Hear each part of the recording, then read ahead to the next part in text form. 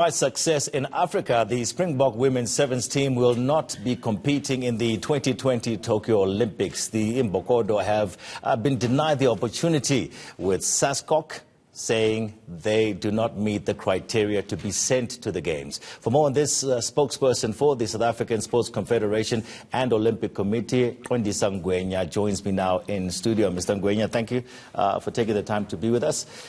So why are you not taking the South African women's sevens team to the Olympics? Well, thank you, Tony. And the reason for that is very simple. There is a criteria for qualification to the Olympics in Tokyo, which all sports federations that are due to go to Tokyo are supposed to comply to. Yeah.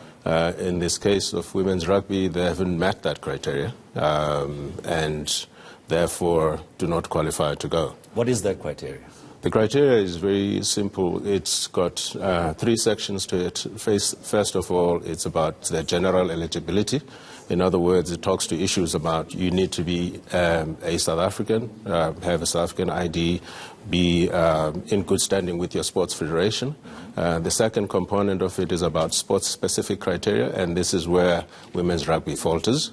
And that sports-specific criteria talks to two things in particular.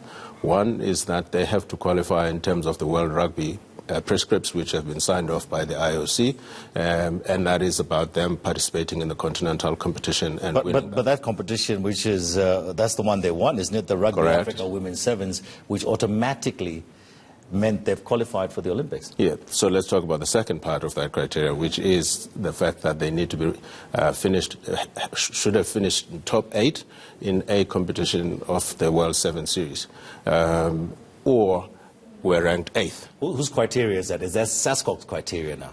That's a localized criteria. That's a localized, it's not an IOC criteria. No, it's not. So according to the IOC, the Olympic Committee, they've qualified, they can participate. But according to SASCOC, they don't meet the standard. They don't meet the standards, but you must also understand. It's confusing. No, it's not. Yeah, it is, because you've got the IOC, the Olympic Committee, saying, yes, you can come and participate. You've reached a particular standard. Yeah. Come to the Olympics. Now, let's take a step back. Yeah. So all international federations set international criteria for qualification in the Olympics, right?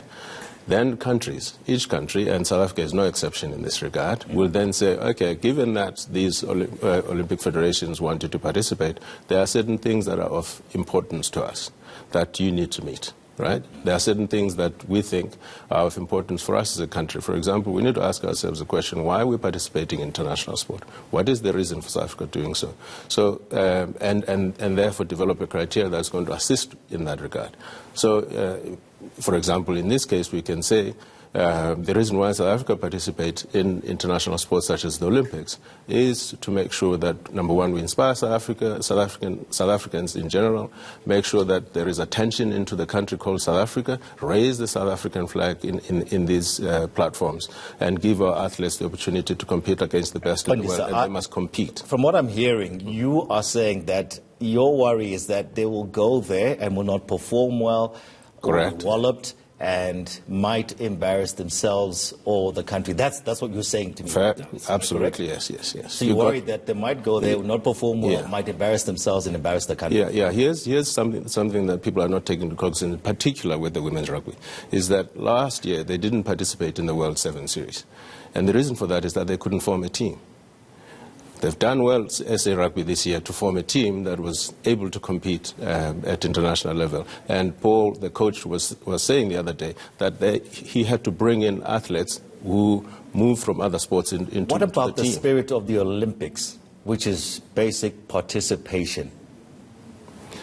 Our view is that to go to the Olympics, you need to compete and fare well against your other teams around the world, and not just be there to make the numbers. On that view, so 2016, let's talk about the team sports. 2016, Banyana, you took them, they went in 2016. Our men's under-23 team went also in 2016. That was the Rio Olympics. Let's talk about how they performed in those particular the Olympics. For Banyana, they finished bottom of their group against Brazil, China, and Sweden.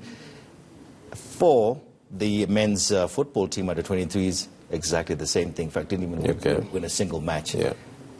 And yet, I want to carry on here. Banyana, after that, they actually put them in good stead because they got a chance to compete with some of the best teams in the world. And then from then they progressed.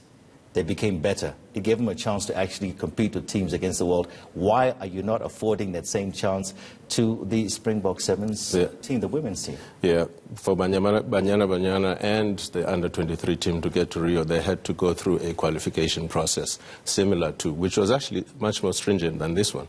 And they made it through that qualification process. So the fact that they didn't necessarily perform and get a podium performance. But they didn't embarrass us, and they didn't. Yeah. So what the point is that then the criteria that we devised for them was good enough to get them there.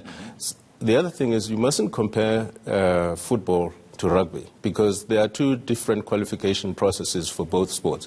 So, for example, in the case of football, the guys have to, or the teams, South African teams, have to go through a pre-qualification process before they even go into qualify. So the under-23s men's team has gone through a pre-qualification process. They are now going into a tournament to qualify for the Olympics. So it's a much more rigorous process that they've had to go through to get to Tokyo. All right, Qondisa Ngwenya, I've got to leave it there. Thank you for coming to explaining to us once again why you're not taking the Springbok Sevens women's team. I suppose it is a tough job for you guys. You have to weed out some people. We can understand that particular point. Thank you so much for coming through this morning. That's SASCOC spokesperson Qondisa Ngwenya.